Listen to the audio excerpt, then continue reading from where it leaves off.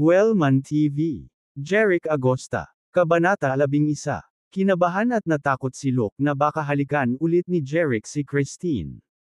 Ngunit ang kanyang mga alalahanin ay hindi kailangan. Lumapit si Jeric kay Christine dahil nakonsensya siya sa paghalik nito noong isang araw. Dahil nagkataon na nakilala niya si Christine dito ngayon, gusto ni Jeric na mag-formal apology. Napansin ni Christine na papalapit si Jeric. Nagsalubong ang kanyang magandang kilay, at may bakas ng pagkalito sa kanyang madilim na mga mata. Wala siyang ideya kung ano ang gusto ni Jeric. Kung susubukang halikan siya muli ni Jeric, tiyak na hindi niya ito hahayaan. Higit pa rito, tuturuan ng leksyon si Jeric. May ngiti sa labi, umupo si Jeric sa sofa sa tapat ni Christine. Kalmadong tumingin si Christine kay Jeric at hinintay itong magpaliwanag muna kung ano ang gusto niya. Hello, Christine. Nandito ako ngayon para bumili ng bahay. Hindi ko inaasahan na makakabangga kita, pagbasag ni Jeric sa katahimikan. Medyo nagulat, si Christine ay tahimik na nagtaka, narito si Jeric para bumili ng bahay. Matapos siyang halikan ni Jeric noong isang araw, may tumingin siya sa background nito. Ang mga magulang ni Jeric ay mga magsasaka, at ang kanyang pamilya ay hindi mayaman. Kaya, hindi inakala ni Christine na kayang-kaya ni Jeric ang isang supreme house tulad ng palazzo. Nang makita niya si Luke, naintindihan niya kaagad. Malamang, nandito si Jeric para samahan si Luke na bumili ng bahay. Tumango si Christine kay Jeric at sinabing, "Welcome to Evergreen Properties. Brush ako noong isang araw. I want to apologize to you," sabi ni Jeric na bahagyang yumuko kay Christine. Ngumisi si Christine, "Ito ang unang pagkakataon sa buhay ko na ginamit. Street time in my life na magamit." Nang marinig yun ni Jeric, naunawaan niya na nalaman ni Christine ang tungkol kay Tiffany. Pagtataksil. "Miss Foster, tungkol doon, ako ay hindi isinasaalang-alang at nakagawa ng isang malaking pagkakamali. Kung gusto mo, handa akong bayaran ka." Upang ipakita ang paggalang, binago ni Jeric ang paraan ng pakikipag-usap nito sa kanya at same time na sinabi. Naging mas malamig ang ugali ni Christine sa kanya. "Paano mo balak bayaran ako?" Tumingin si Christine kay Jeric at nagtanong. Na-curious siya. Ano ang maaaring ibigay ni Jeric sa kanya? Sabi ni Jeric. "Iyan ang magiging tawag mo, Miss Foster." Ibinalik niya ang pera kay Christine. Si Christine ay nasa kawalan. Hindi talaga siya makabuo ng panukala kung paano siya mababayaran ni Jeric. Dahil parang nasa kanya na ang lahat. "Wala akong maisip ngayon. Kapag meron na ako, sasabihin ko sa iyo," walang magawa si Christine. Tumango si Jeric at sinabing, "Magagawa niyan, Miss Foster. Mangyaring ipaalam sa akin kapag alam mo kung ano ang gusto mo." Huminto sandali si Jeric at idinagdag, "Well, Miss Foster. Pwede ba kitang idagdag sa WhatsApp?" Nakaramdam ng kakaiba si Christine at nagtanong, "Bakit mo ako gustong idagdag sa WhatsApp?" Seryosong sagot ni Jeric, "Kapag napagpasyahan mo na kung ano ang gusto mo, maaari mo akong tawagan sa WhatsApp." Dahil wala siyang ma-detect na ibang intent sa malinaw na mga mata ni Jeric, ipinakita sa kanya ni Christine ang QR code ng kanyang WhatsApp nang hindi namamalayan. Sa isang beep, mabilis na nascan ni Jeric ang code gamit ang kanyang telepono. Pagkatapos, magalang na sinabi ni Jeric kay Christine, "Pakiusap, tanggapin ang aking kahilingan sa kaibigan, Miss Foster." Ngumuso si Christine at inad siya sa WhatsApp. Pagkatapos, isang bagong kaibigan na may palayaw na Chrissy ang lumitaw sa listahan ng kaibigan ni Jeric sa WhatsApp. Ang kanyang avatar ay isang magandang larawan ni Christine. "Miss Foster, ang ganda ng avatar mo," papuri sa kanya ni Jeric. Agad namang natigilan si Christine. Sa puntong iyon, hindi niya maiwasang maramdaman na si Jeric ay hindi katulad ng isang taong nagsisi sa kanyang pagkakamali. Sa kabaligtaran, idinagdag niya siya sa WhatsApp at pinuri siya sa pagiging maganda. Pakiramdam niya ay parang tinatamaan siya ni Jeric. Biglang napagtanto ni Christine na niloko na naman siya ni Jeric. Damat. Hindi napigilan ni Christine ang pagngangalit ang kanyang mga ngipin sa puot, na gustong punatan si Jeric.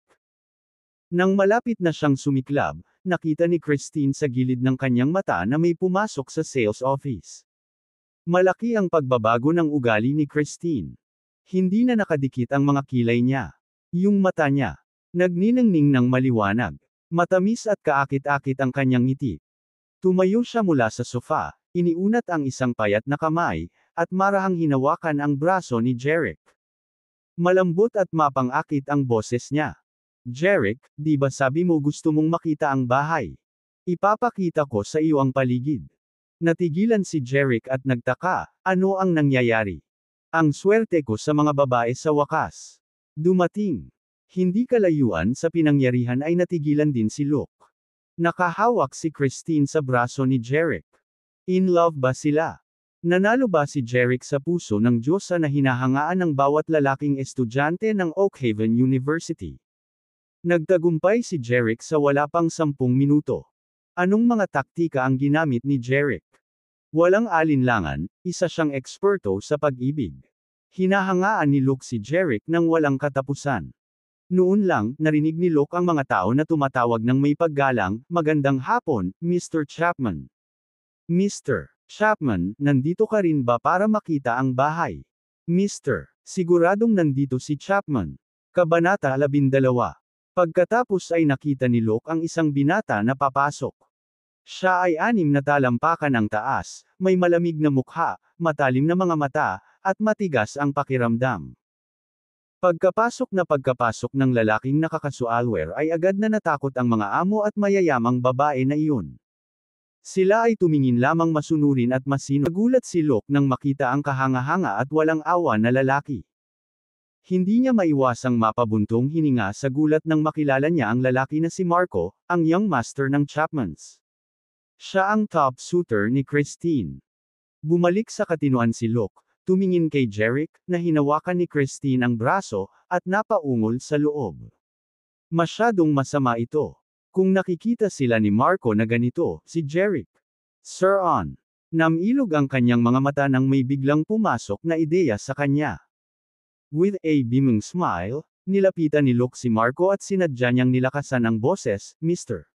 Chapman, napakaliit ng mundo. Nandito ka rin ba para makita ang bahay? Natural, binati lang ni Luke si Marco sa malakas na boses para paalalahanan si Jeric na layuan si Christine. Gayunpaman, pagkatapos masulyapan si Luke, malamig na nilampasan siya ni Marco at tinungo ang sulok kung saan naroon sina Christine at Jeric. Nang maramdaman ang isang hindi kanais-nais na sitwasyon, ginawa pa ni Luke na maabutan si Marco upang bilhin si Jeric ng ilang oras. Gayunpaman, agad na hinaranggan ng 2 bodyguard na naka-black vest sa likod ni Marco ang daan ni Luke. Umbok ang mga kalamnan sa braso at dibdib. Sinama ng tingin ng 2 bodyguard si Luke, nagbabala sa kanya na huwag istorbohin si Marco, o tiyak na pauulanan siya ng mga suntok. Tiyak na hindi naglakas loob si Luke na makipagkulitan sa 2 malalaking lalaki. Napilitan siyang huminto sa kanyang mga landas at manalangin lamang para kay Jeric. Nakita na ni Jeric si Marco nang batiin siya ni Luke sa malakas na boses. Almost instantly, naintindihan niya kung bakit biglang naging intimate si Christine sa kanya. Hindi na kailangang sabihin, ang pagdating ni Marco ang dahilan. Sinabi sa kanya ni Luke na si Marco ang pinakamakapangyarihang kandidato kay Christine.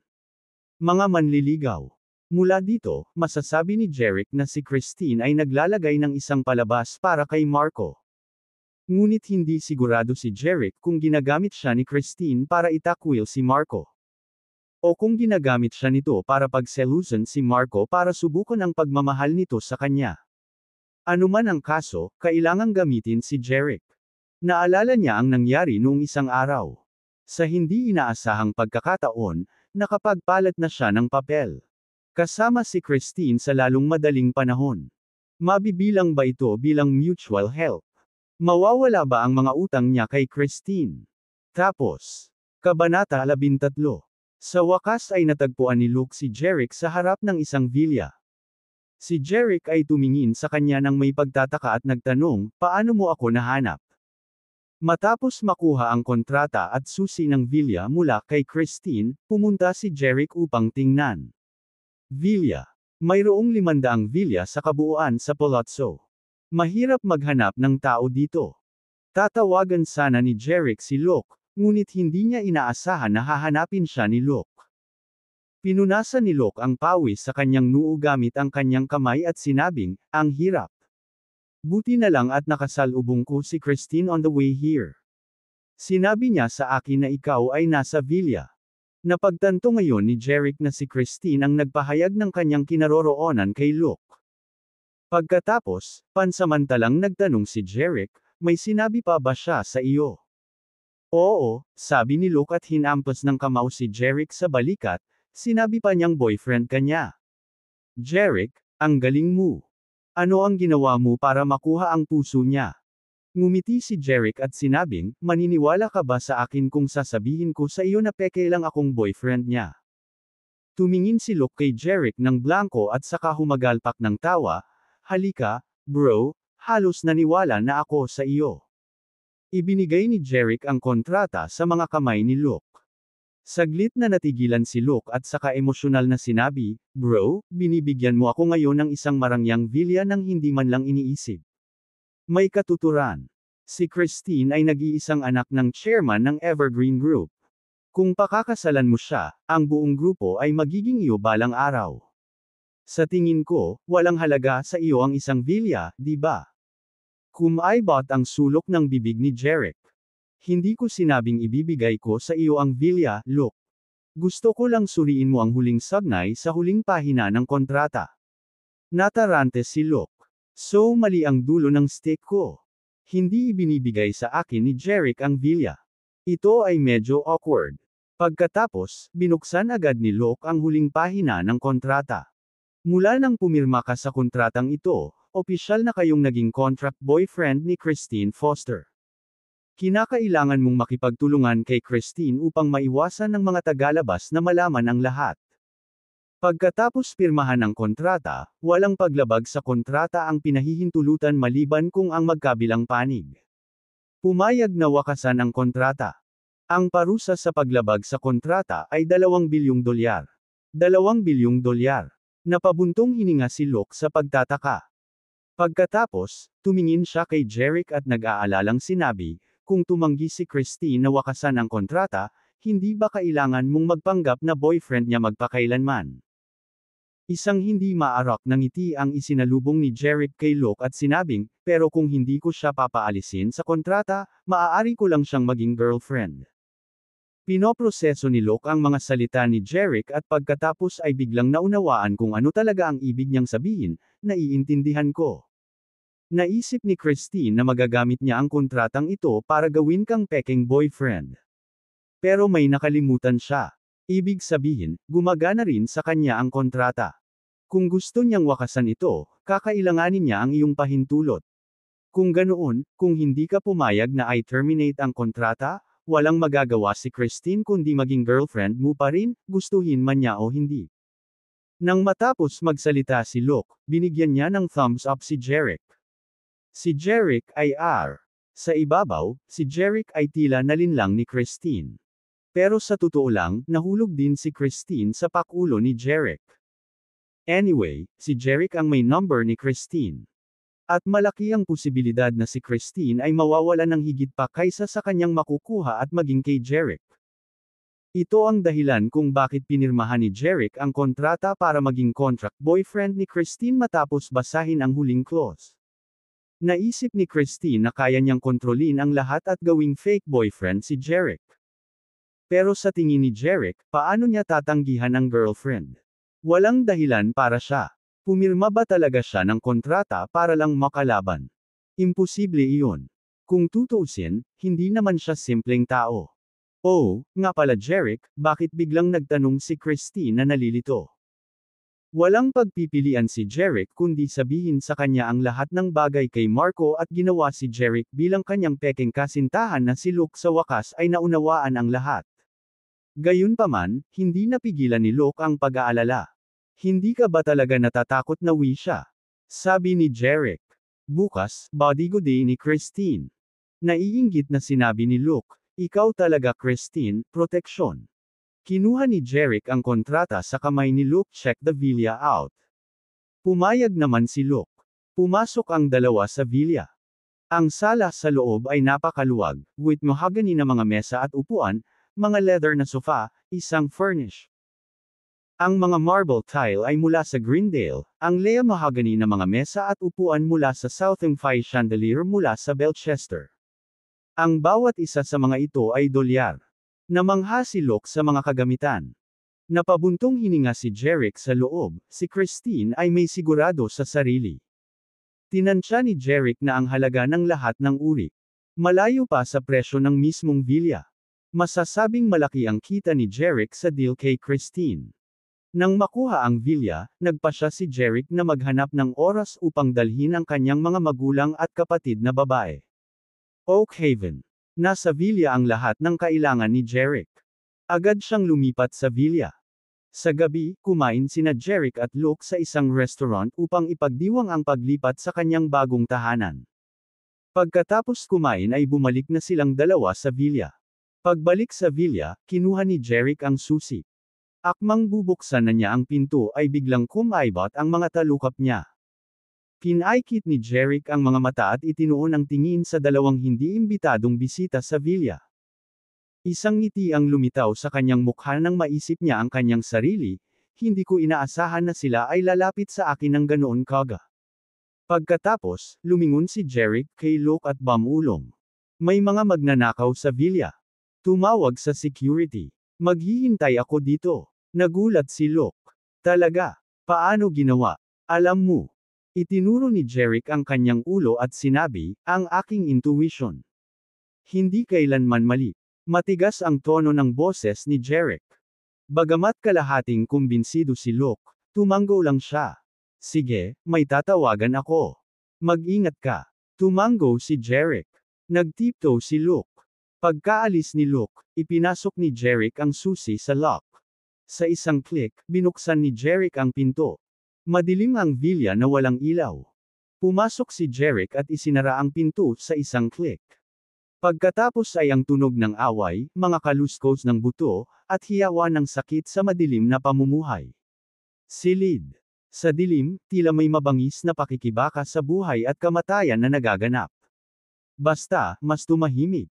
Arbusaim nagmamadaling fritters at galing sa labas ang boses ni Luke. Bilasan mo, ang mga namatay ay nasa vili. Ang pinto ng Vils ay bagay na bukas, at pagkatapos ay ang mga ilaw. Pagkatapos ay nagulat si Lake at ilang mga security guard sa eksena. Kabanata 14. Dalawang lalaking sobrang matipuno ngunit may mga bagbog na lalaki ang nakahiga sa sahig ng sala, umuungol. Hindi nila nagawang tumayo. Nakilala ni Luke ang dalawang matipunong lalaki sa isang sulyap. Sila ang mismong mga bodyguard na kasama si Marco kanina. At alam ni Luke sa pamamagitan ng instinct na narito sila upang sabihing saktan si Jeric, marahil sa utos ni Marco. Mahihirapan si Jeric ngayon, hindi ba? Sinimulan ni Luke na hanapin si Jeric sa sala. Bago pumasok sa villa, napansin ni Luke ang pagkawala ni Jeric at nagmamadaling pumasok dito. Gayunpaman, wala si Jeric sa sala, kaya nagpanik si Luke. Si Jeric ay kinuha ni Marco. Agad na sinigawan ni Luke ang mga security guard, tumawag kayo ng pulis. Si Jeric ay dinukot.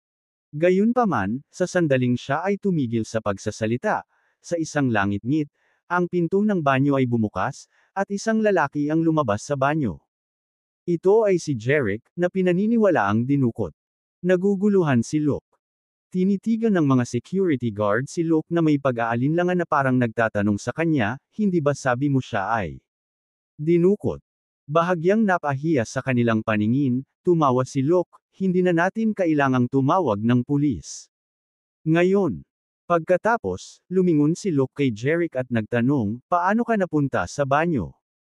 Tawag ng kalikasan, sagot ni Jeric. Itinuro ni Luke ang dalawang lalaking sugatan sa sahig at nagtanong, ano ang nangyari sa kanila? Sinabi ni Jeric, gusto kong hintayin ka at ang mga reinforcements, ngunit kailangan kong pumunta sa banyo, kaya pumasok ako sa villa para sa banyo. May nagsimulang umatake sa akin sa dilim, at sinipa ko at sinuntok ng instinct. Ako. Paano sila nasira ng hindi sinasadya? Ang totoo, syempre, nasugatan ni Jeric ang dalawang bodyguard ni Marco hindi dahil sa kanyang instinct, kundi dahil sa elixir na kinuha niya noon. Binigyan siya ng elixir ng God's Eye, na nagbigay daan sa kanya upang makita kung ano ang hindi nakikita ng iba at makita sa dilim pati na rin sa liwanag. Kitang-kita niya ang bawat galaw ng mga bodyguard ni Marco. At sinaktan niya sila sa tamang lugar sa tamang oras. Ngunit tiyak na hindi sasabihin ni Jeric ang buong kwento. Napatulala si Lake at ang ilang security guard. Sa pagtingin sa mga pasa sa dalawang lalaking namamaga sa mukha, natagpuan nila ang kanilang mga sarili na hindi makapaniwala na ito ay sanhi lamang ng instinct ng isang tao. Imposible naman. Gayunpaman, hindi napigilan ng Lake na makaramdam ng matinding paghanga kay Jeric, na nagsasabing, "Swerte ka." Jeric. Ties, I am. Jeric flashed him an unabashed smile. Isang batang security guard, marahil ang kapitan, ang bumaling kay Jeric at sinabing, "Sir, kami na po ang bahala sa mga lalaking ito para sa inyo. Tatawag tayo ng pulis mamaya. Para sa iyong seguridad, magpapadala ako ng 2 gwardya sa iyong villa, na nagbabantay sa iyong bahay. Katanggap-tanggap ba yun para sa iyo, Mr. Agosta?" Ang kapitan ay napakaasikaso para sa isang dahilan. Bago si Christine, ang anak ng chairman ng Evergreen Group, umalis, iniutos niya na protektahan ng husto si Jeric at ang kanyang buhay ay ganap na hindi maaaring nakataya. Ngunit tila napabayaan nila ang kanilang tungkulin sa pagpapalam sa dalawang nanghihimasok sa villa ni Jeric.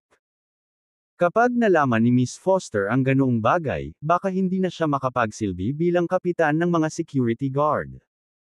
Sa makatuwid, kinailangan ng kapitan na magpadala ng mga tauhan para protektahan si Jeric, kahit man lang para sa kabayaran.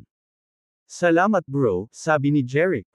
Flattered, ang hola ay nagmadaling makipagkamay sa kanya, na sinasabi, "Talagang kasiyahan namin, Mr. Ang kapitan." Pati ang kanyang mga tauhan, inilayo ang dalawang matipunong lalaki. Hindi nakalimutan ng kapitan na marahang isara ang pinto ng villa bago sila umalis. Umupo si Locke sa sofa at hindi mapakali ang tingin kay Jeric. "Mukhang totoong mapaghiganti si Marco, at nasa panganib ka ngayon." Jeric, gayunpaman, lumitaw sa halip hiwalay sa kanyang mga kamay sa kanyang bulsa. Ang mga bagay ay may paraan ng paggawa ng kanilang sarili.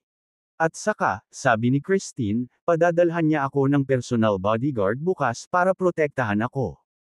Ngunit hindi iyon nagpawi sa pangamba ni Locke, dahil alam niyang medyo maimpluwensya si Marco dito sa Oakhaven. Natakot si Locke na kahit ang all-around-the-clock na proteksyon ng bodyguard na si Christine ay ipapadala sa kanya, maaaring mangyari ang mga aksidente kay Jeric. Bilang karagdagan, kahit na may mahigpit na seguridad ng Palazzo, ang mga bodyguard ni Marco nagawang makalusot sa villa ni Jeric. At ipinakita nito kung gaano kalakas si Marco. Pero, tinapik lang ni Jeric si Locke sa balikat at sinabing, "Huwag kang mag-alala sa akin, hindi maglalakas loob si Marco na lapitan ako." "Kuya." Pagtingin kay Jeric, hindi man lang nakahinga si Locke. Sabi niya, "Paano kung tawagan ko ang tatay ko at hilingin sa kanya na magpadala ng ilang security guard dito para protektahan ka?" Hindi nakaimik si Jeric. Napakahina ba niya? Napakahina kaya kailangan niyang tawagan ni Luke ang mga security guard sa pabrika ng kanyang pamilya para protektahan siya. Si Jeric ay talagang isang magaling sa martial arts na nagpapanatili ng mababang profile. Kailangan ba niya ng proteksyon? Hindi pwede. Ding dong. Maya-maya lang, nagring ang WhatsApp ni Jeric.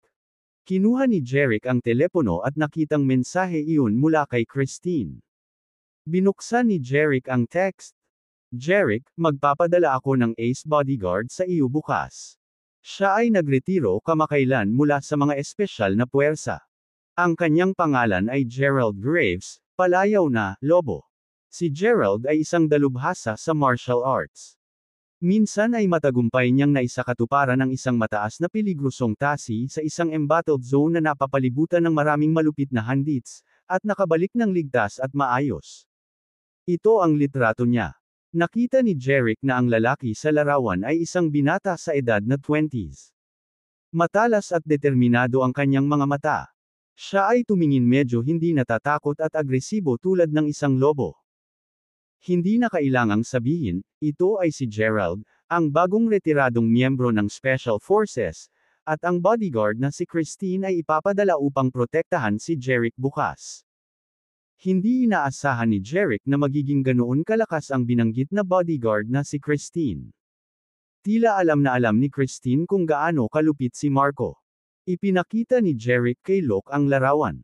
Tingnan mo ito.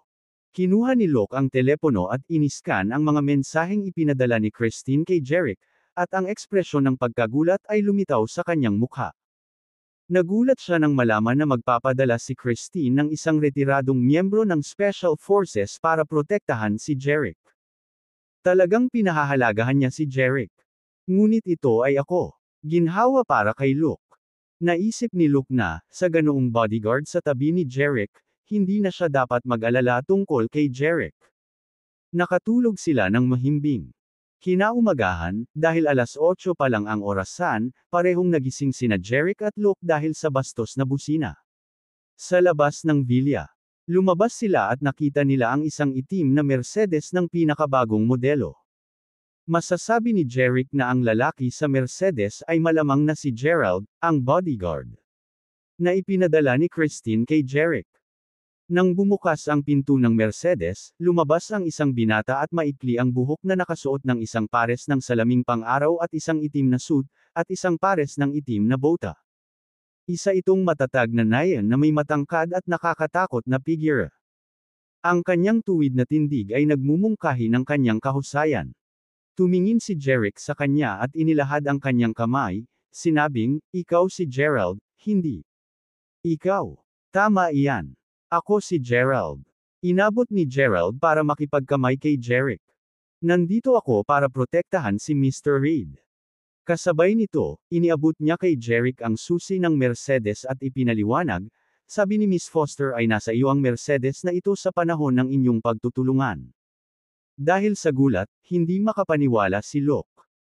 Tinansya niya na ang Mercedes na ito na may pinakamataas na configuration ay dapat na nagkakahalaga ng hanggang 3 o 4 na milyong dolyar.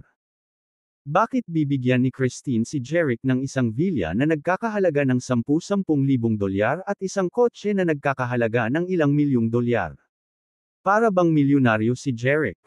Ano ang ginawa ni Jerick para maging maswerte? Nagulat din si Jerick sa milyong dolyar na kotseng ibinigay sa kanya ni Christine. Ngunit ngayon, si Jerick ay tila mas mahinahon kaysa sa dati. Kung tutuusin, marami na siyang naranasan, na nagpalawak ng kanyang pananaw. Sa mga mata ni Jerick ngayon, ang isang kotse, gaano man kamahal, ay isang kasangkapan lamang para sa transportasyon, hindi isang treasury. Imbes na kunin lang kay Gerald ang susi ng sasakyan, sinabi ni Jerick kay Gerald, "Ikaw na ang magdadrive ngayon. Magdadrive ako bukas." Sa gulat ni Gerald, lumitaw si Jerick na napakalmado at nakahiwalay sa harap ng marangyang sasakyan, na lalong nagpaangat ng tingin niya kay Jerick. Hindi naman nakipagtalo si Gerald at mahinang sinabi, "Sige, I'll drive today." Mangyaring sumakay sa kotse, Reed. "Just call me Jerick, Gerald," ani Jerick. Nakangiting sagot ni Gerald, "Sure. Kotse, Mr." Sumakay ang tatlo sa Mercedes, umalis sa palazzo habang nagmamaneho si Gerald patungo sa Oakhaven University. Kabanata 15. Sa Oakhaven University. Ang sinasakyan ng Mercedes Jerick ay hinarang ng 2 security guard sa gate ng paaralan. "Student ID, pakiusap." Kumatok kay Gerald ang isang medyo mataba na lalaki, marahil nasa edad 40. Bintana. Alam ni Jerick na hindi mapapapasok si Gerald sa paaralan, dahil hindi siya miyembro ng isang faculty o estudyante doon. At sa anumang pagkakataon ay papayagan ng mga gwardya ang isang estranghero tulad ni Gerald sa paaralan, hindi bababa sa isang kotse. Pero ngumiti si Gerald sa lalaki at sinabing, "Hi there, I'm the new director of the security department. Ngayon, pakibuksan mo kami ng pinto, pwede ba?" Ikinagulat ni Gerald sina Jerick, Locke, pati na rin ang 2 gwardya sa di kalayuan. Gayunpaman, hindi ito binili ng lalaki. Sa halip, nina siya at sinabing, "Sir, wala akong pakialam kung ikaw ang bagong direktor ng Security Department o hindi. Ipakita mo sa akin ang iyong ID o umalis ka rito." Ang gwardya, na mukhang matuwid at itinuturing ang kanyang sarili na napakakaranasan, ay tila hindi naniniwala sa isang salita na sinabi ni Gerald. Maging ang kanyang mga kasamahan, sina Jerick at Luke, ay inisip na ito ay isang pailay na dahilan para i-claim ni Gerald na siya ang bagong direktor ng Security Department. Tumango si Gerald at sumagot, "Sige, ipapakita ko sa iyo ang ID ko." With that, nilagay ni Gerald ang kamay sa bulsa, naglabas ng ID, at ibinigay sa guard sa labas ng bintana. Kinuha ito ng gwardya at sinimulang suriin.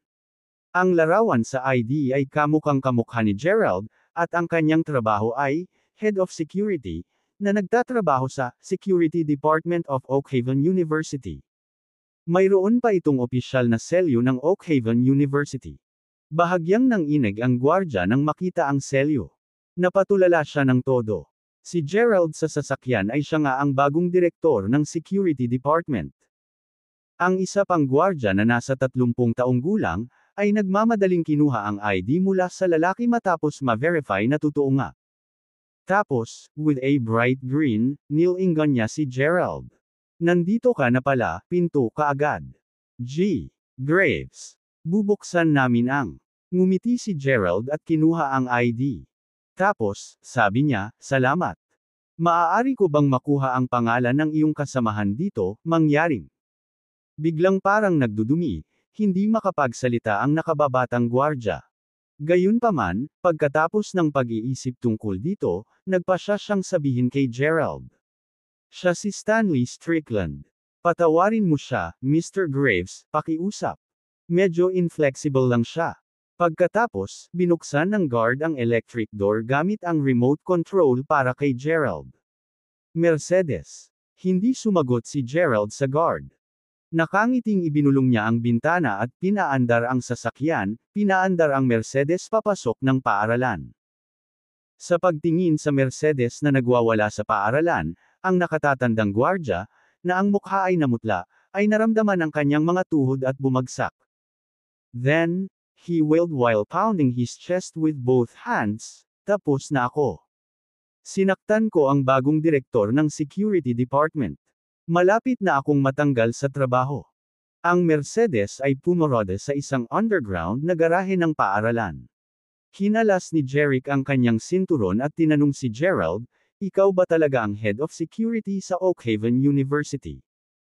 Tumango si Gerald at sinabing, "Inayos ni Miss Foster na gampanan ko ang tungkulin bilang Head of Security sa paaralan para mas maprotektahan ka." Naisip ni Jerick sa kanyang sarili, tingnan kung ano ang magagawa ng isang mayamang pamilya. Sa katunayan, ito ay ang dulo ng malaking bato ng yelo kung ano ang kaya ng mga Foster sa Oakhaven. Para sa kanila, kahit na ang pagpapalit ng presidente ng Oakhaven University ay magiging madali, hindi banggitin ang pag-aayos para kay Gerald na gampanan ang tungkulin ng Head of Security sa universidad. "Ito ang business card ko. Tawagan mo ako kung may mangyari, at pupunta ako kaagad para protektahan ka." With that, binigyan ni Gerald ng business card si Jerick. Ito ay medyo simple. Naroon lamang ang pangalang, Gerald Graves, at isang numero ng telepono ito. Kinuha ito ni Jerick, at bumaba ang tatlo sa sasakyan. Habang isinusuot ni Gerald ang kanyang salaming pang-araw, nagtanong si Luke dahil sa curiosity, "Seryoso ka bang magtatrabaho sa Security Department?" Tumingin si Gerald kay Luke at sumagot, "Saan pa ba ako dapat?" "Classroom mo." Natigilan si Luke. Pagkatapos, nang walang paligoy-ligoy, malamig na tinungo ni Gerald ang labasan habang nakababa ang mga kamay sa bulsa. Samantala, napangiti si Jerick habang iniisip ang sarili, "Kapag ang pinuno ng seguridad na susuporta sa akin, walang magdudulot sa akin ng gulo." Pero nagkamali siya. Sina Jerick at Luke ay mga freshmen sa Department of Medicine. Nang papunta na sila sa teaching building ng Department of Medicine, hinarang sina Jerick at Luke ng isang dosenang tao. "Oh, hindi ba ito ang jackass na nagsamantala kay Christine, ang ating diyosa ng Oakhaven University?" Galit na sabi ng isang bata, medyo masungit na lalaki na namumuno sa grupo. Kinilala siya ni Jerick bilang Daryl Weaver. Si Daryl ay anak ng isa pang napakayamang pamilya at isang admirer ni Christine. At ang iba sa mga lalaki ay mga taga-sunod ni Daryl. Sila ay isang grupo ng mga walang kwentang toadies na tumakbo para kay Daryl sa lahat ng oras. Nagtatrabaho lang sila bilang sidekicks ni Daryl para sa pagkain at kasiyahan. Noong nakaraan, marahil ay natatakot si Jerick sa mga taong tulad ni Daryl, ngunit ngayon, si Daryl ay walang tao. Sa kanya, Jerick gave Daryl a sly grin and said, "Siguro nagseselos ka sa akin sa paghalik mo sa Diyosa mo, Daryl, di ba? Ikaw dapat, iyon lang naman ang kaya mong duwag, di ba? Kung tutuusin, hindi ka maglalakas loob na halikan si Christine, hindi ba?" Nena si Daryl sa sinabi ni Jerick. Mas masahol pa, tama si Jerick tungkol dito. Siya ay talagang masyadong duwag upang ilagay ang isang daliri sa Christine, para sa Fosters ay masyadong maimpluwensya at mabigat para sa kanya na hindi siya maglalakas loob na halikan si Christine kahit sa kanyang wilds na panaginip. Totoo ngang nagseselos siya kay Jerick dahil sa kagustuhan niyang halikan si Christine. Nakakainis, wala na siyang magawa. Pakiramdam ni Daryl ay sasabog siya sa galit at kahihiyan, at sumigaw sa kanyang mga tauhan, "How dare Jerick insult Christine and talk so open about it? Turuan natin itong masamang tao." Isang aral. Ang iba pa sa mga lalaki ay mabilis na tumakbo at pinalibutan sina Jerick at Luke. Si Jerick ay tila walang pakialam. Sa halip, kinuha niya ang kanyang telepono at nagsimulang mag-text. Kinabahan si Luke na nakatayo sa tabi niya at bumulong kay Jerick, "Anong gagawin natin ngayon?" Alam ni Luke na sila ni Jerick ay mas marami at hindi posibleng makatakas ng hindi nasaktan. Napansin ni Daryl ang banayad na ekspresyon ni Luke at sinabing, "Tiyak na natatakot ka, Luke, hindi ba? Kung natatakot ka, sabihin sa iyong kaibigan na gumawa ng 100 push-up at pagkatapos ay humingi ng awa. Baka bitawan na kita." Gumanti agad si Luke, "Hindi pwede, Daryl. Hinding-hindi kami susuko sa iyo. Ako." Pagkatapos ipadala ang mensahe, tumangala si Jerick kay Daryl at sinabi sa patag na tono, "May hihingi nga ngayon ng awa, pero hindi ako, ikaw ang outraged," Daryl declared, "Either you pay for my mercy or I go sa impyerno ngayon." Sige, boys. Ang iba pa sa mga lalaki ay naghanda sa pag-atake. Hulaan. Biglang dumating ang matunog at malakas na yabag ng isang grupo ng mga batang gwardya. Pinangunahan sila ng matatag na si Gerald, na nakasuot ng isang pares ng salaming pang-araw. May nanggugulo sa campus at nambo-bully sa iba. "Hulihin ang mga maton." Utos ni Gerald. Nag-react ang mga batang gwardya at tinamaan ang kanyang utos. Natigilan lahat si Daryl at ang kanyang mga tauhan. Tapos, sabay iyak. Nagkalat ang mga followers ni Daryl, si Daryl na lang ang naiwan. Ilang gwardya ang humarap kay Daryl. Gayunpaman, si Daryl ay tila ayaw umamin ng pagkatalo. Sa halip, sumigaw siya, "Bitawan mo ako. Wala kang karapatang arestuhin ako." Malamig na sabi ni Gerald, "Pagbibintangan ka na nananakit ka sa iba at nagdudulot ng kaguluhan. Dadalhin ka namin sa police station mamaya." Namutla kaagad ang mukha ni Daryl dahil baka masira ang imahe ng kanyang pamilya, at baka maparusahan siya dahil doon. Nang maisip iyon ay nanginginig sa takot si Daryl. Natakot si Daryl na napatingin kina Jerick at Luke, pakiramdam niya ay parang nakita niya ang kanyang mga tagapagligtas. Nakiusap siya kaagad, "Patawarin mo ako, Jerick at Luke. Nagkamali ako. Sabihin mo sa kanila na wala akong ginawa sa iyo, please. Ayokong pumunta sa police station." Si Jerick ay mukhang walang kibo habang nakatingin kay Daryl at sinabing, "Well, I can't find a reason to excuse you, Daryl. Sinabi mo sa amin na gumawa kami ng 100 push-up at humingi ng awa sa iyo, hindi ba?" Tumigil sandali si Jerick at tumangala sa langit, pagkatapos ay nagpatuloy ng mayabang, "Sige, maaari kong isaalang-alang na palayain ka, basta't gumawa ka ng 100 push-up at humingi ng awa sa amin." Namumula na ang mukha ni Daryl na tila may kulog. Kabanata 16. Habang si Daryl ay naguguluhan pa rin kung ano ang gagawin, lumingon si Gerald kina Jeric at Luke at sinabing, maaari kayong dalawa ituloy ang inyong negosyo. Si Daryl naman, pulis na ang bahala. Sa kanya. Palihim na alam na pinipilit ni Gerald si Daryl, sina Jeric at Luke ay nagpalitan ng tingin at tumango, na nagsasabing, sige, salamat, Mr. Graves. Dahil doon, tumalikod sina Jeric at Luke para umalis. Naging balisa si Daryl sa kanilang pag-alis at napagtanto na malamang na ipapadala siya sa istasyon ng pulisya. Sa panahong iyon, siya ay magiging isang kahihiyan sa kanyang pamilya. Sandali lang, Jeric. Humihingi ako ng tawad. Pasensya na po. Kasalanan ko lahat. Gagawin ko ang anumang ipagawa mo sa akin, sabi ni Daryl kay Jeric at Luke sa pamamagitan ng pagngangalit ng mga ngipin. Nagkatinginan sina Jeric at Luke at tahimik na nagbubunyi. Bukod sa paghingi ng tawad, kailangan mo ring gumawa ng 100 push-up, paalala ni Jeric kay Daryl. Ito ang sinabi ni Daryl kay Jeric na gawin. Ngayon ang mali siya ni Daryl kay Jeric ay bumalik sa kanyang sarili. Nagsalubong ang mga kilay ni Daryl, dahil alam niyang hindi madaling gawain para sa kanya ang 100 push-up. Baka mamatay siya sa pagod. Gayunpaman, lumingon si Daryl kay Jeric at sinabing, gagawin ko na. Tumango si Gerald at sinabing, sige, pakakawala na kita since willing silang bigyan ka ng second chance. Ngunit huwag kalimutan ang iyong pangako. Hinayaan ng mga guard. Ang alis ni Daryl. Kinagat ni Daryl ang kanyang mga ngipin at lumuhad sa harap ni na Jeric at Luke, hindi kita dapat binubuli. Humihingi ako ng tawad sa iyo. Salamat sa iyong kabaitan. Tumango si Jeric bilang kasiyahan at sinabing, good boy. Mabuti kung aminin mo ang iyong mga pagkakamali. Ito. Nang marinig ang lektura ni Jeric, nanginginig si Daryl sa galit, ngunit nagawa niyang pigilan. Now do the push-ups, please, sabi ni Gerald. Napahiga si Daryl sa lupa at nagsimulang mag-push-up. Hiniling ni Gerald sa isa sa mga gwardya na bilangin si Daryl, 1, 2, 3, 4, 5. Nang umabot sa 20 ang bilang, humihingal si Daryl. At nang mag-30 na, namula ang mukha ni Daryl at nahihirapan siyang huminga. Sa 50, tumulo ang pawis sa noo ni Daryl, at ang kanyang hininga ay kasing lakas ng accordion. Huminga siya ng malakas na halos sumabog ang pagnanasa sa lupa. Ang hangin. 60, 70. Sa 80, namumula ang mga mata ni Daryl.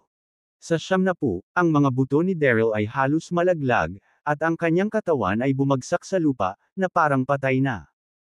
Ay ang mga damit ay natatakpan ng pawis. Wala siyang nagawa, maliban sa hingal para sa wreath. Lumingon si Errol kay Jeric at sinabing, dapat ba nating gawin sa kanya ang natitirang 10?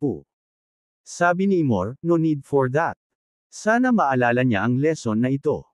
Isang magandang ideya ang bumangon kay Jeric, at sinabi niya kay Gerald, ang mga push-up ay magandang kabayaran para sa mga nanggugulo. Ito ay nagdudulot ng kaunting pinsala ngunit maaaring talagang masakit. Paano kung parusahan ang mga nanggugulo sa ganitong paraan sa susunod, Gerald?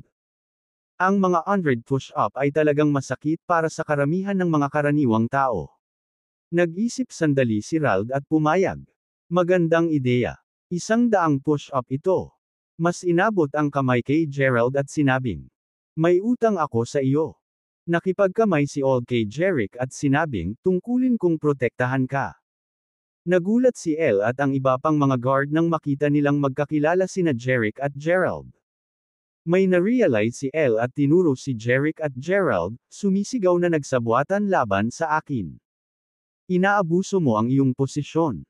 Sagot ni Gerald, magsampa ng reklamo. Sige na. Ngunit ipinaalala ko sa iyo, ikaw ang nagpasimuno ng insidente at nakaisip ng ideya ng mga push-up. Ngayon, kung gusto mong magreklamo sa headmaster tungkol sa akin, pumunta tayo sa opisina niya. Kailangan ko ring sabihin sa kanya ang ginawa mo sa iba. With that, sumenya si Gerald sa 2 guard. Hilahin mo siya at dalhin sa punong guro. Opisina. Sumang-ayon ang 2 gwardya at lumapit kay Daryl, sinusubukang hilahin ito mula sa lupa. Nang makita iyon, umiling si Daryl at sinabing, okay, Mr. Graves. Hindi ako magrereklamo, okay. Assuming an air of perplexity, Gerald turned to Daryl and said, "Why not? Di ba sabi mo inaabuso ko ang posisyon ko? Hindi ba nakipagsabuatan kami sa iyo?" Napangiti si Daryl at sinabing, "Dapat nadulas ako. Ang iyong paghawak ay patas at hindi mapag-aalinlanganan, Mr. Graves. Kung ganoon ang kaso, tawagan natin ito ng isang araw pagkatapos," sabi ni Gerald. Pagkatapos, sinabi ni Gerald kay Jerick, "Kung may gustong manggulo sa iyo, Jerick, tawagan mo lang ako." Tumango si Jerick. Tama iyon. Napapanahong pinangunahan ni Gerald ang isang dosenang gwardya dahil nag-text si Jerick kay Gerald. Sa katunayan, madaling itapon ni Jerick ang mandurumog na ito tulad ni Daryl nang hindi tinatawagan si Gerald, ngunit natatakot siya na baka magkaroon ito ng hindi kinakailangang problema. Sa makatuwid, siya ay nagpasya na ito ay para makayanan sila ni Gerald, ang head of security. Si Jerick mismo ay hindi haharapin ito maliban kung kailangan niya. Dagdag pa rito, mas gusto niyang maging manunood kaysa masangkot sa karahasan. Mas pinili niyang i-enjoy ang buhay. Pagkatapos magpaalam kay Gerald, nagtungo sina Jerick at Luke sa teaching building ng Department of Medicine. Umalis na rin si Gerald kasama ang iba pang mga guard, naiwan ang kaawa-awang Daryl. Nahihirapang tumayo. Sa kabila ng galit kay Jerick at Gerald, hindi siya maglalakas loob na maghayganti sa kanila. Wala na. Manghihingi ito ng gulo upang pukawin muli si Jerick kapag kasama niya si Gerald, ang pinuno ng seguridad, sa kanyang serbisyo. Umalis si Daryl na may iba't ibang sakit sa kanyang mga paa. Samantala, ito ay isang impyerno ng isang araw din para kay Jerick. Napahinto siya sa koridor ng teaching building ng isang grupo at tinanong kung bakit niya hinalikan si Christine. Sinundan pa siya ng isang grupo ng mga tao sa banyo. Pumasok pa nga ang isang lalaki sa kanyang silid-aralan, hinampas ang kanyang mesa, at hiniling na makipag-usap sa kanya. Sinabihan pa siya ng isang lalaki na pumunta sa rooftop ng gusali at binalaan siya na mahaharap siya sa masasamang kahihinatnan kung hindi siya pumunta doon. Sa lahat ng manggugulo, hinarap ni Jerick silang lahat sa pamamagitan ng pagpapadala ng mensahe kay Gerald. Pagkatapos, makalipas ang ilang minuto, lalabas ang matapang na si Gerald kasama ang isang pangkat ng mga disiplinado, kahanga-hanga, at matulin na mga security guard sa likuran niya. Hindi nagtagal, nahuli na lahat ang mga tao sa washroom, sa classroom, at sa rooftop. At sa araw na iyon, nakita ng mga estudyante ng Oakhaven University ang isang katawa-tawa at nakakatuwang eksena, habang ang mga tao ay nakikitang gumagawa ng mga push-up sa banyo, sa koridor, sa silid-aralan, at sa rooftop. Kinabukasan, walang sino man sa Oakhaven University ang nang-ahas na magdulot ng gulo kay Jerick. Nang maglaon, ang balita na may patron si Jerick, ang pinuno ng seguridad, sa Oakhaven University ay nalaman ng lahat doon. Si Jerick ay lubos na nasiyahan sa mga resulta. Ngayon, alam na niya ang mga benepisyo ng pagkakaroon ng isang mahusay na bodyguard sa paligid. Ito ay maaaring, hindi bababasa, matitira sa kanya ng ilang mga hindi kinakailangang problema. Lumipas ang araw ng mapayapa ng ganoon. After school, pumunta sina Jerick at Luke sa underground na garahe. Nagulat sila nang may babaeng nakatayo sa harap ng Mercedes ni Jerick. Si Tiffany iyon. Napakunot ang noo ni Jerick, iniisip siya. Kabanata 17. Jerick, mukhang may naghahanap sa iyo. Kukunin ko ang kotse at hihintayin kita sa gate ng school. Bulong ni Luke kay Jerick nang makita niya si Tiffany. Alam ni Luke na si Tiffany ay dating kasintahan ni Jerick, ngunit hindi siya nagustuhan ni Luke dahil niloko niya si Jerick. Tumango si Jerick kay Luke. Lumakad si Luke patungo sa kanyang Land Rover, sumakay sa kotse, at naglakad si Jerick patungo sa kanyang Mercedes. Kinuha niya ang susi ng sasakyan at pinindot iyon. Nagbeep ang Mercedes. Malayo. Nilagpasan ni Jerick si Tiffany patungo sa Mercedes na parang wala doon at hinawakan ang door handle. Jerick, gusto kong makausap. Sa wakas, inilabas ni Tiffany ang kanyang lakas ng loob at sinabi kay Jerick. Isang mapanuksong ngiti ang lumitaw sa gilid ng bibig ni Jerick. Tumingin siya kay Tiffany at sinabing, Miss Hubbard, ano ang gusto mong sabihin sa akin? Pinaikot-ikot ang kanyang mga daliri, tinitigan ni Tiffany si Jeric at sinabing, Jeric, nasaktan kita noong araw na iyon. Siguradong malungkot ka. Pero hindi ko nakasama si Brandon. Hindi siya ang taong gusto ko. Ako, hindi ko siya makikita. Hindi na. Ngumisi si Jeric. Ang galing talaga ni Tiffany sa pagsisinungaling at pag-arte. No wonder nahulog si Brandon sa kanya. Sino ba nagsabing malungkot ako? Ang lungkot mo, di ba? Hindi naging madali para sa iyo na makahanap ng mayaman na kasintahan. Sayang at hindi maganda ang naging resulta. Pagkasabi noon ay binuksan ni Jeric ang pinto. Ayaw niyang mag-aksaya ng maraming oras kay Tiffany. Jeric, sandali. Gayunpaman, hinawakan ni Tiffany ang pinto at nakiusap kay Jeric, Jeric, nagkamali ako. Ang tagal kong napagtanto na ikaw pala ang tunay na nagmamahal sa akin.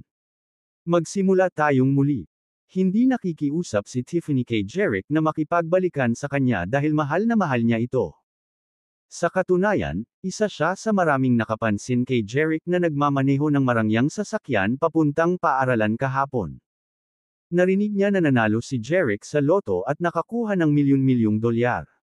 Tama, si Luke ang nagpakalat ng balita. Dahil minsang minahal siya ni Jeric, naisip ni Tiffany kung sasabihin niya sa kanya na nagkamali siya at ipaalala sa kanya ang nararamdaman nito para sa kanya, maaari niyang makuha muli ang puso nito. Sa ganoong paraan, maaaring makuha ni Tiffany ang kanyang mga kamay sa pera ni Jeric. Gayunpaman, paanong hindi alam ni Jeric kung ano ang ginagawa ni Tiffany? Sorry, may girlfriend na ako.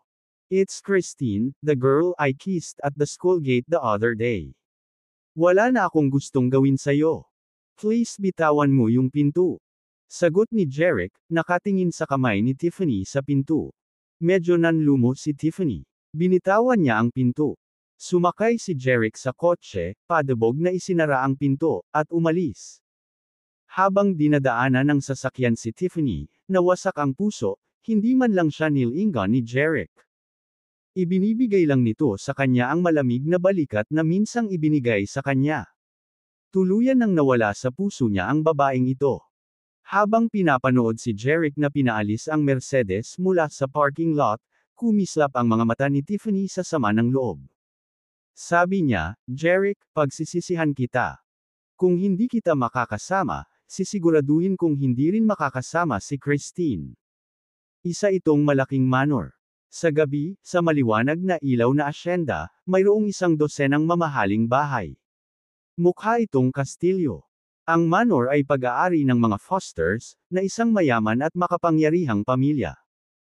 Isang middle-aged couple at Christine ang nakaupo sa sofa sa isang marangya at maluwag na sala sa loob ng isa sa mga bahay. May iilan ding mga batang katulong. Nasa 40 taong gulang ang mag-asawang nasa katanghaliang gulang. Guwapo ang lalaki at may ngiti sa labi. Ang babae ay kahawig ni Christine sa hitsura. Kahit na siya ay nasa edad 40, ang kanyang well-maintained na balat ay nagpamukha sa kanya na siya ay 30 o higit pa at siya ay may hangin ng kakisigan. Sila ang mga magulang ni Christine. Sila ay si David Foster, tagapangulo ng Evergreen Group, at si Jessica Foster, ang kanyang asawa. Kumuha si Jessica ng isang tasa ng kape at humigop. Tinitigan niya si Christine at sinabing, Christine, mag-20 ka na sa loob ng 4 na araw, iyon ay ngayong Sabado. Magdaraos kami ng tatay mo ng isang malaking birthday party para sa iyo. Niyakap ni Christine ang mga braso ng kanyang ina at ipinatong ang kanyang ulo sa balikat ng kanyang ina. Siya ay masaya bilang isang maliit na batang babae. Nanay at tatay. Kabanata 18. Malaki at maliwanag ang ilaw ng Chapman's residence. Tulad ng asyenda ng mga Fosters, marami rin ang mga bahay na napakaganda. Sa marangyang sala ng isa sa mga bahay, ibinaba ng isang lalaki ang telepono. Siya ay halos 50, payat, at nakasuot ng gintong pantulog. Nilagay niya ang phone niya sa table at ngumiti. Anong sorpresa? Handa na si Christine na tanggapin si Marco. Siya si Roger Chapman, pinuno ng Chapmans at chairman ng Realm Group, na isang higanti sa Oak Haven. Kasama niya si Marco at isang middle-aged na babae na nakasuot din ng gintong pantulog. Ang babae ay asawa ni Roger, si Rosalind Chapman. May maskara sa mukha ni Rosalind. Tinanong niya ang kanyang asawa, "Ano ang sinabi mo? Handa na ba si Christine na tanggapin si Marco?" Si Marco na kanina pa nakatingin sa phone niya sa sofa ay malamig ang mukha, tumangala sa ama. Nakangiting tumanggo si Roger, "Tama. Nanay ni Christine ang tumawag." Sinabi niya na ibinigay niya ang huling imbitasyon kay Christine at hiniling sa kanya na imbitahan si Marco sa kanyang 20th birthday party. Talaga. Sa sobrang tuwa ni Rosalind ay agad niyang tinanggal ang maskara sa kanyang mukha. Tinitigan niya ang asawa at nagtanong, "Totoo bang iimbitahan ni Christine si Marco ng personal?" Tumawa si Roger at sumagot, "Kung hindi ka naniniwala sa akin, maaari mong tawagan at tanungin si Jessica ngayon." Natatawang sabi ni Rosalind, "Siyempre, naniniwala ako sa iyo. Mukhang gumana ang plano namin ni Jessica. Tama na yan. Ikaw at ako ay nakatanggap ng mga imbitasyon ngunit si Marco ay hindi. Ngayon si Christine ang may huling imbitasyon. Tiyak na ibibigay niya ito sa kanya." Naramdaman din ni Roger na walang kamali-mali ang plano. Gayunpaman, hindi sumang-ayon si Marco, na nakaupo sa sofa, at sinabing, "Kung hindi ako bibigyan ni Christine ng imbitasyon, hindi rin ako makakadalo sa kanyang birthday party, di ba?" Tumawa si Roger at sumagot, "Marco, I'm sure Mr. and Mrs. Foster has hinted to Christine that she should give the invitation to you. Hindi niya tayo ipapahiya. Parehong ang mga Fosters at ang mga Chapman ay mayayamang pamilya sa Oak Haven. Nasangkot sila sa maraming negosyo. Gayun din, ang mga miyembro ng dalawang pamilya ay naging magkaibigan, kaya naman naniniwala si Roger na hindi ipapahiya ni Christine, na mula sa isang malaking pamilya, ang dalawang pamilya. Marco, tama ang tatay mo. You must take your chance kapag inimbitahan ka ni Christine bukas, paalala rin ni Rosalind sa anak. Malamig pa rin ang tingin ni Marco sa pag-ungol niya. Gayunpaman, hindi niya napigil ang sabihin ng mapanukso sa kanyang sarili, "Take my chance." Sinasamantala niya ang bawat pagkakataon. Para mapalapit siya kay Christine. Para makuha niya ang puso ni Christine. Gayunpaman, hindi siya binigyan ni Christine ng anumang pagkakataon. Ilang araw ang nakalipas, sa opening ceremony ng Palazzo, matamis na nakangiti si Christine. Sa kanya nang hawakan nito ang braso ni Jeric at sinabi sa kanya na boyfriend niya ito. Bukod dito, nalaman niyang regalo ni Christine ang kanyang villa kay Jeric. Kumuha pa siya ng bodyguard para protektahan si Jeric sa lahat ng oras. Ang dalawang lalaking ipinadala niya para magdulot ng kaguluhan kay Jeric ay nahuli ng pulisya para sa pagnanakaw. At ang mga taong nanggulo kay Jeric sa paaralan ay nahuli ng isang grupo ng mga security guard at hiniling na mag-push up. Hindi na kailangan pang isipin ni Marco na malaman si Jeric sa likod ng lahat ng iyon. Naginamit ni Christine ang kanyang kapangyarihan para protektahan. Malamang na si Christine ang magbibigay ng huling imbitasyon kay Jeric. Gayunpaman, hindi kailanman uupo si Marco at panuurin si Jeric na kunin ang imbitasyon at darating ng ligtas at maayos sa birthday party ni Christine. Siya lang ang mag-iisang boyfriend na pupunta sa party ni Christine makalipas ang 4 na araw. Isang matalim na kislap ang sumilay sa malamig na mga mata ni Marco. Samantala, sa villa sa Palazzo. Nakaupo si Jeric sa sofa at nanunood ng TV nang makatanggap siya ng mensahe sa WhatsApp. Tiningnan ni Jeric ang kanyang telepono. Ang mensahe ay galing kay Christine. "May dala ako para sa'yo. See you at 9 a.m. sa basketball court ng Department of Business bukas." Something for him. Sa basketball court ng Department of Business. Na-curious si Jeric kaya binalikan niya si Christine. "Ano yun?" Sagot ni Christine, "Malalaman mo bukas. Matutulog na ako ngayon. Magandang gabi." Sumagot si Jeric, "Okay." Sa kwarto ng Foster's Villa, hindi natuwa si Christine nang mabasa niya ang sagot ni Jeric. Bakit hindi niya masabi ang "good night"? Hindi niya talaga kilala ang mga babae. Napabuntong hininga si Christine sa pagkadismaya. Noon lang, nakatanggap siya ng isa pang mensahe sa WhatsApp. Napatingin siya sa phone niya. Ito ay mula kay Jeric, na nagsasabing, "Magandang gabi." Agad namang nagpasaya kay Christine ang mensahe. Ngumiti siya ng napakaganda. Kaya pala kilala niya ang mga babae pagkatapos ng lahat. Simple at mayabang ang sagot niya. Okay. Kinabukasan, sa basketball court ng Department of Business ng Oakhaven University. Nakasuot ng puting basketball jersey at puting shorts si Marco. Ang numerong 23 sa jersey ay nagpapahiwatig na siya ay isang tagahanga ni James mula sa Lakers. Matangkad siya at cool, may hawak na basketball. Naglalakad siya papunta sa court kasama ang ibang mga lalaki na nakasuot din ng basketball jersey. Si Marco ay isang junior sa Department of Business. Nagtapos siya ng business. Gustong-gusto niya ang paglalaro ng basketball at napakahusay din ito. Minsan niyang pinamunuan ang koponan ng basketball ng Oakhaven University upang manalo ng kampyonato sa isang laro ng basketball na ginanap sa Oakhaven. Sa makatuwid, siya ay kilala bilang Basketball Prince ng Departamento ng Negosyo sa Oakhaven University. Tuwing umaga, alas 8 o alas 9, naglalaro siya ng basketball kasama ang ilang kaibigan sa court ng Department of Business. 12-dosenang mga estudyante ang nanunood sa kanila, karamihan sa kanila ay mga babae na sumasamba sa kanya. Galing sa mayamang pamilya si Marco. Dahil matangkad, cool, at magaling maglaro ng basketball, nakuha niya ang puso ng maraming babae sa Oakhaven University. Naghihintay sila sa court tuwing umaga para panuurin si Marco na naglalaro ng basketball, na, sa kanilang mga mata, ay mainit at cool. Sinimulan ni Marco at ng ilang lalaki ang kanilang laro. Tumakbo siya ng napakabilis. Kinuha niya ang bola mula sa iba, dinidribble ito, at tumalon para isawsaw ito sa hoop. Sabay-sabay na excited ang mga babae. Nagsisigawan sila na parang nakatingin sa isang superstar. Ang laro ay nagiging mas matindi at kapanapanabik. Gayunpaman, si Marco pa rin ang pinaka-nakakasilaw na tao sa court. Palagi niyang nagagawang kunin ang bola at umiskor.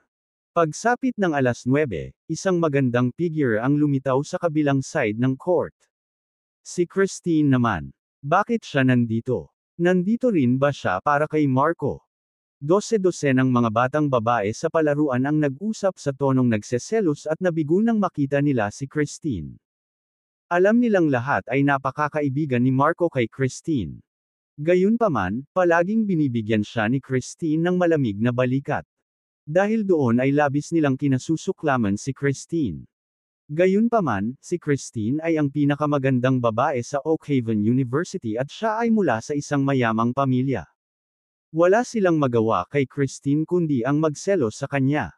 Bihira lang si Christine na magpakita sa court, kaya naisip nila na nandoon siya, panuurin si Marco na naglalaro ng basketball. Ilang lalaki sa court ang tumigil sa paglalaro at bumulong kay Marco, "Marco, your God ay nandito." Ito ang unang beses na dumating siya para makita kang naglalaro ng basketball. Mukhang ang basketball prince ang mananalo sa puso ng Diyosa. Hindi sila pinansin ni Marco at nilingon si Christine. Ang mahabang buhok at magandang mukha ni Christine ay tila isang panaginip. Nakasuot siya ng puting school uniform na may kwelyo, isang maikling checkered na palda, at isang panang itim na leather na sapatos. Payat ang kanyang mga binti. Siya ay tumingin na pakarilag, masigla, at inosente sa sikat ng araw sa umaga, na mabilis na nakakuha ng atensyon ni Marco at ng iba pang mga lalaki. Si Marco at ang iba ay hindi maialis ang tingin kay Christine. Biglang napansin ni Marco ang paanyaya sa kanyang pino at payat na mga kamay. Nagningning ang mga mata niya. Nandito ba si Christine para ibigay sa akin ang imbitasyon? Naisip niya sa sarili. Kabanata 11. Hindi maiwasang lamambot ang mabagsik na ekspresyon ni Marco. Iniisip niya ang sinabi ng kanyang mga magulang. Willing ba talaga si Christine na tanggapin siya?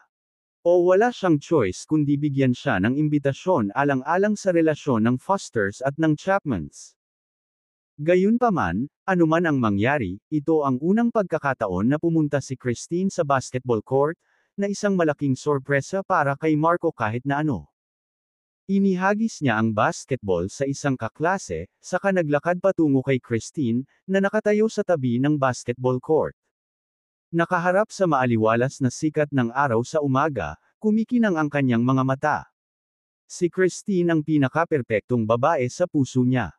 Ang kanyang ugali, kagandahan, at karakter ay perpekto lahat. Siya lang ang babaeng karapat-dapat na maging mahal sa buhay niya.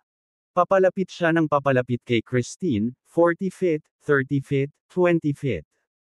Nang tumawid siya sa kalahati ng court, isang batang lalaki ang biglang lumapit kay Christine at sinabing, "Christine, sorry, I'm late." Agad na huminto si Marco sa kanyang mga hakbang. Nanlamig ang kanyang ekspresyon, at isang malamig na kinang ang sumilay sa kanyang mga mata. Si Jerick iyon. Muli. Hindi napigilan ni Marco ang pagkayam ng mahigpit. Oo, ang batang lalaki na lumapit kay Christine ay si Jerick. Sa pagkakataong ito, hindi makapaniwala ang mga lalaki na naglalaro ng basketball kasama si Marco sa basketball court, pati na rin ang 12-12 ng mga babae sa gilid ng court. Mata. Ano? Di ba nandito si Christine sa court para kay Marco? Nandito siya para sa iba. Kahit sa malayo, ramdam na ramdam ng mga lalaking naglalaro ng basketball ang kay Marco. Kakulaitan. Lahat ng babaeng humahanga kay Marco ay naramdaman ang sorry sa kanya. Gusto nilang sumugod at sabihin kay Marco, "Hindi ka mahal ni Christine, at mahal namin iyon." Ang mga babaeng iyon ay malapit nang umiyak. Parang hindi alam ni Christine kung gaano kaiya si Marco. Gaya ng ibang babaeng umiibig, nakapout niyang sabi kay Jerick, "Why are you so late? Matagal na kitang hinihintay." Sa totoo lang, gusto lang ni Christine na aliwin siya ni Jerick. Ang dahilan kung bakit niya napiling makipagkita kay Jerick sa basketball court na ito ay dahil alam niyang may kasamang magbabasketball si Marco dito tuwing umaga. Sa ganitong paraan, kapag nakita ni Marco kung gaano sila kakilala ni Jerick, tiyak na magiging siya. Galit na galit. Hanggat susuko si Marco sa paghabol sa kanya, ayaw ng kanyang mga magulang at mga magulang ni Marco na makasama siya. Gayunpaman, hindi man lang inaliw ni Jerick si Christine. Sa halip, binigyan niya ito ng 2 donut at isang tasa ng kape sa isang paper bag. Ibinigay ni Jerick kay Christine ang pagkain at sinabing, "Na-late ako dahil bumili ako ng almusal para sa iyo. Pasensya na." Hindi nakaimik si Christine. Ganoon din si Marco. Ang mga lalaki na naglalaro ng basketball sa court, at ang mga babae sa gilid ng court ay walang imik. Pagkatapos, kumikibot ang mala iceberg na mukha ni Marco. How dare Jerick buy Christine something cheap as donuts and coffee? Masyadong malayo ang narating niya. Ang ilan sa mga manlalaro ng basketball ay minamalas din si Jerick sa kanilang mga puso. Nagulat din ang mga babae sa gilid. Hindi sila makapaniwalang bumili ang batang ito ng mga donut at kape bilang almusal para kay Christine, ang pinakamagandang babae sa Oakhaven University. Tunay na isa siyang uri. Hinihiling pa nila na ang isang kidlat ay maaaring tumama sa weirdong ito, si Jerick, pababa. Kaagad. Sa ganitong paraan, hindi na nila kailangang makakita ng ganoong katangahang eksena. Nagulat din si Christine sa napiling almusal ni Jerick para sa kanya. Hindi naman sa hindi niya nagustuhan ang mga donut at kape na binili sa kanya ni Jerick, ngunit nakaramdam siya ng hiya na kainin ito sa harap ng maraming tao. Iisipin ba nila na ang dalaga mula sa isang mayamang pamilya ay nararanasan ang buhay ng mga karaniwang tao? O talagang nasiyahan siya sa mga donut at kape? Bagamat labis na nasiraan ng loob si Christine kay Jerick, alam niyang kailangan niyang magpakita ng palabas. Kaya naman, kinuha niya ang pagkain mula kay Jerick na may mahinang ngiti. "Salamat sa almusal mo." Ang kanyang maganda at maisla na maliit na ilong ay kusa pang sumangot ng mga donut at pinuri. "Nako! Mabango." Pagkasabi pa lang ni Christine, nagulat ang lahat, pati si Marco. Iyon ay totoo lalo na kay Marco. Pakiramdam niya ay may sumaksak sa kanya ng kutsilyo. Inimbitahan niya si Christine sa isang Mike Halen restaurant o kumain ng French cuisine at Japanese cuisine ng maraming beses, ngunit palagi siyang tinatanggihan ni Christine. Pero ngayon, sinabi ni Christine na ang bango ng donut na binili ni Jerick sa kanya. Pakiramdam niya, double standards talaga si Christine. Jeric, kakainin ko ang mga donut at kape mamaya.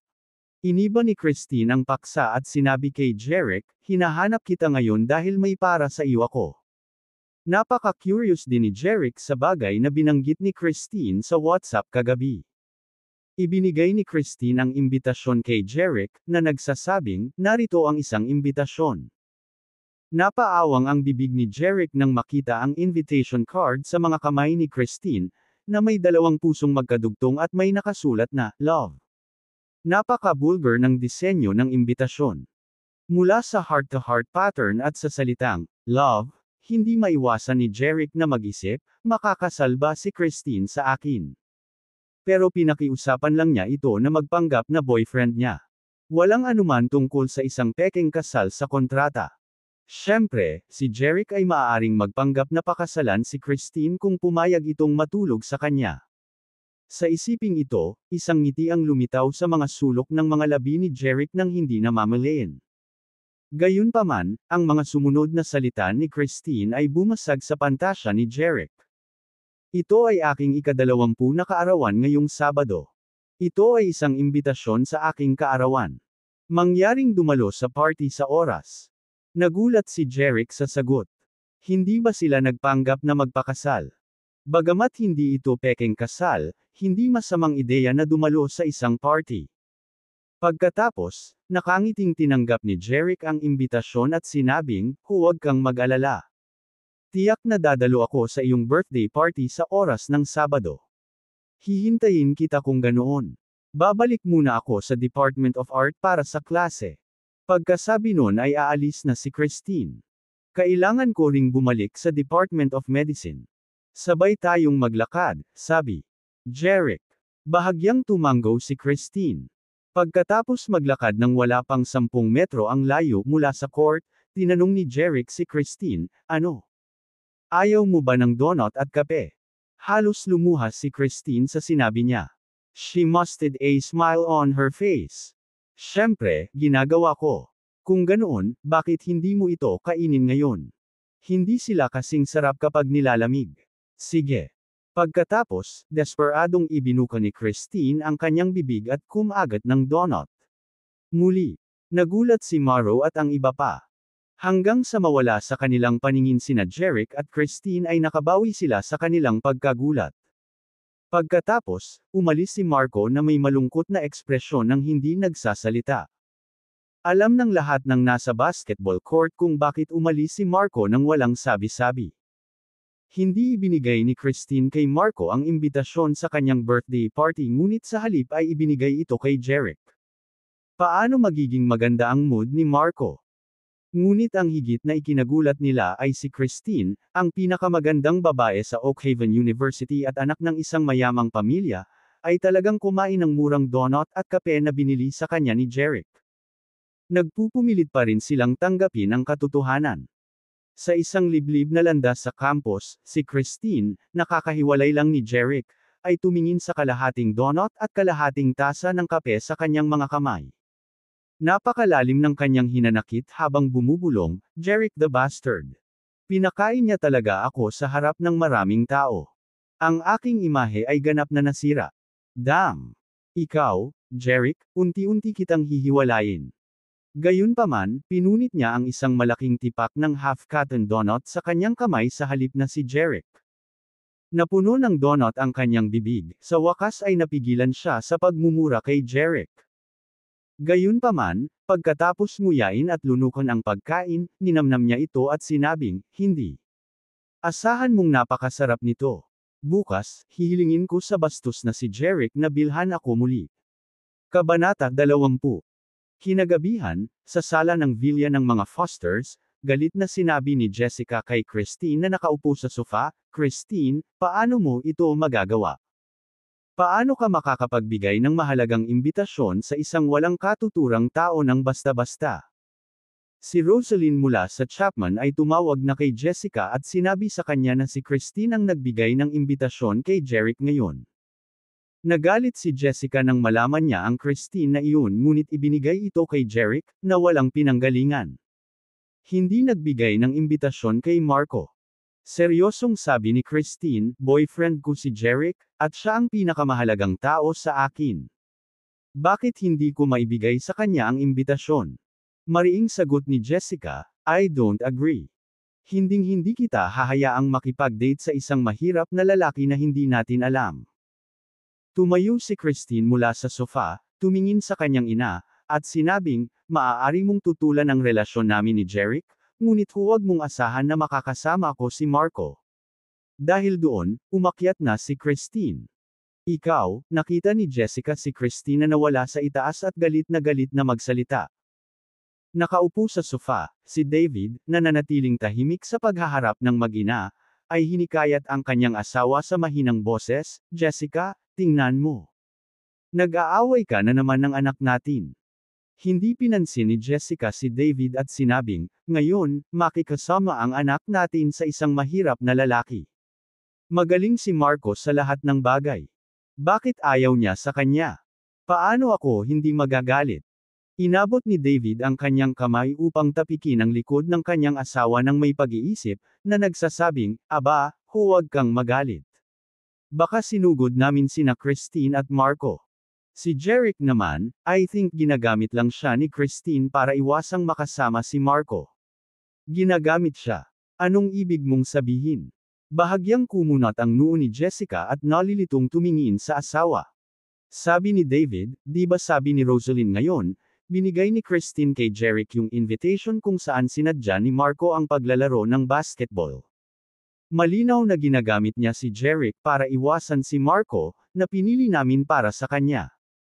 Nagalit lang siya at nakahanap ng isang batang lalaki na magsinungaling sa amin at sabihing sinasadya niya itong boyfriend.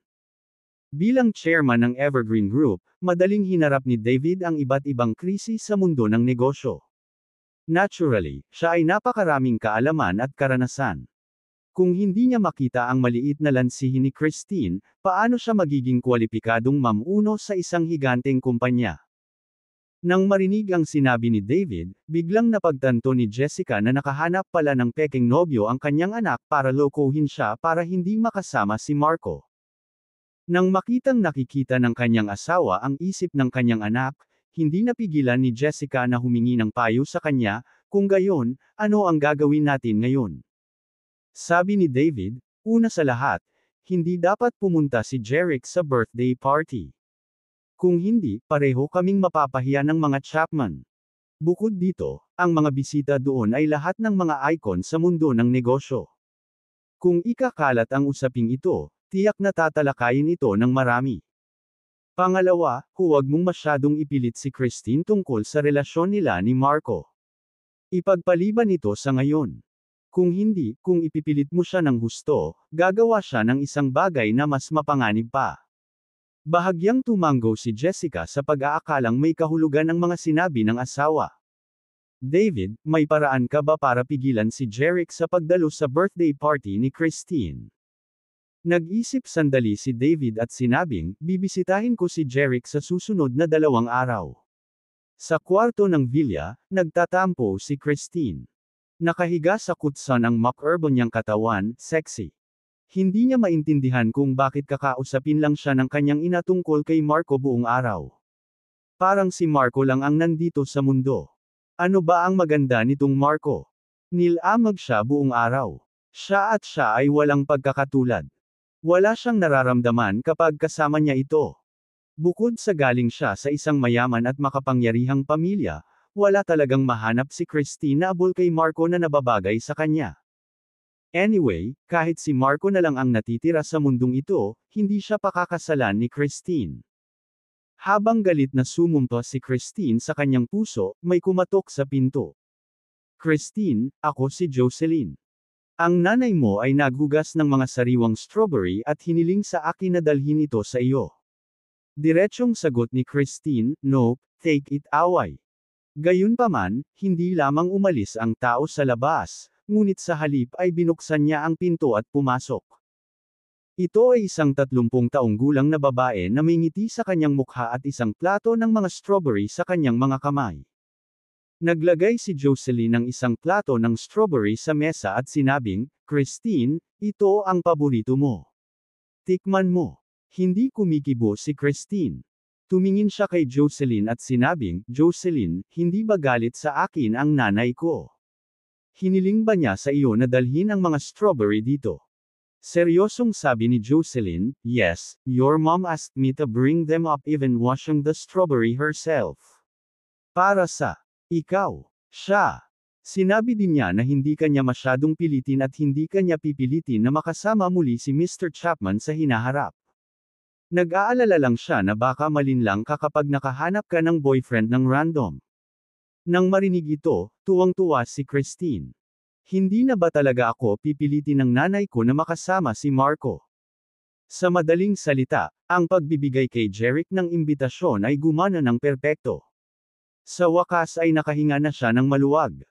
Kung tungkol sa pag-aalala ng kanyang ina na nagsisinungaling si Jeric sa kanya, paano iyon naging posible? Pumirma siya ng kontrata kay Jeric.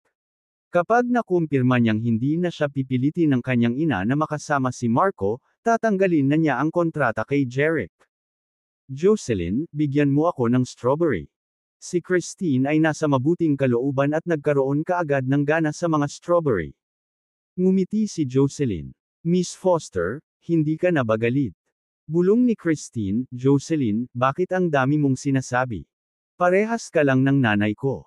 Mahigit 10 taon nang nagtatrabaho si Jocelyn sa Fosters. Ang mga miyembro ng pamilya. Lahat ay tinatrato siya bilang isa sa kanila. Ito rin ang dahilan kung bakit hiniling ng ina ni Christine kay Jocelyn na sabihin kay Christine na hindi na niya ito pipilitin na makasama si Marco. Walang magawa si Jocelyn kundi ang ngumiti ng, sige. Masyado akong nagsasalita. Halika, kumain ka ng strawberry. Habang nagsasalita, kumuha si Jocelyn ng strawberry sa plato at inilagay sa kay Christine. Bibig. Bamuka ang bibig ni Christine at kinain ang strawberry. Napakasarap. Makalipas ang 2 araw, sa gabi. Sa ilalim ng proteksyon ng 2 itim na SUV, isang Rolls-Royce ang dumating sa Villa 1 ng Palazzo. Mahigit 100 malalakas na bodyguard ang lumabas sa 2 SUV. Isang bodyguard ang nagbukas ng pinto ng Rolls-Royce's backseat at si David, na nakasuot, ay lumabas ng sasakyan.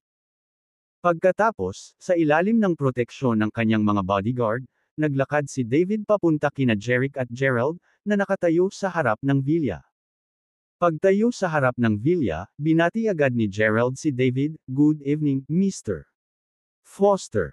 Jeric, "Nawa, Mr. Foster." Nakatayo rin sa harap ng villa, magalang ding sinabi kay David, "Hello." Sa pagkakataong ito, gustong makita ng ama ni Christine, chairman ng Evergreen Group, si Jeric. Nakatanggap si Gerald ng notice mula kay David ng maaga at sinabi niya kay Jeric ang tungkol dito. Sa makatuwid, hindi masyadong nagulat si Jeric sa pagbisita ni David. Tumingin si David kay Jeric at sinabing, "Siguro ikaw si Jeric, tama?" Tumango si Jeric. "Oo, ako si Jeric." Pagkatapos, sumenya si Jeric patungo sa villa at sinabing, "Mr. Foster, sa ganitong paraan please." Tumango si David, pagkatapos ay tumingin kay Gerald at sa iba pang mga bodyguard at sinabing, "Maghintay ka sa labas." Gusto niyang kausapin si Jeric ng mag-isa at ayaw niyang maraming tao ang sumunod sa kanya. Sagot ni Gerald at ng iba pang bodyguard, "Yes, Mr. Foster."